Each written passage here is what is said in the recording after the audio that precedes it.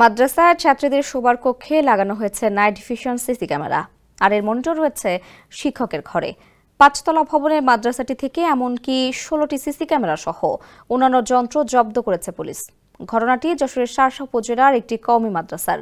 অভিভাবকদের অভিযোগের পরিপ্রেক্ষিতে বুধবার বিকেলে সেখানে অভিযান চালায় পুলিশ।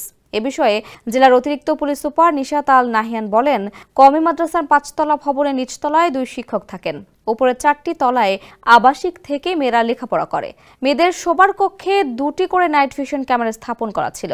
ওই ক্যামেরার মনিটর ছিল শিক্ষকের কক্ষে। নারী পুলিশ সদস্য পাঠিয়ে এগুলো জব্দ করা হয়েছে। ১ মাসের ফুটেজের রেকর্ড আছে, সেগুলো যাচাই বাছাই করে প্রয়োজনীয় ব্যবস্থা নেওয়া হবে। স্যান্ডেলিনা সো, রূপচর্চায় আভিজাত্য। পুলিশের এই কর্মকর্তা বলেন, মেয়েদের শোবার ঘরে ক্যামেরা স্থাপন করে তাদের ব্যক্তিগত গোপনীয়তা খর্ব করা হয়েছে। এটা কেউ করতে পারে না। এর আগে এক অভিভাবক যশোরের পুলিশ সুপারের কাছে এ বিষয়ে অভিযোগ করেন। পরে বুধবার বিকেলে উপজেলা নির্বাহী কর্মকর্তা কাজী নাজিব হাসান ও অতিরিক্ত পুলিশ সুপার নিশাত আল নাহিয়ানের নেতৃত্বে মাদ্রাসা অভিযান চালানো হয়।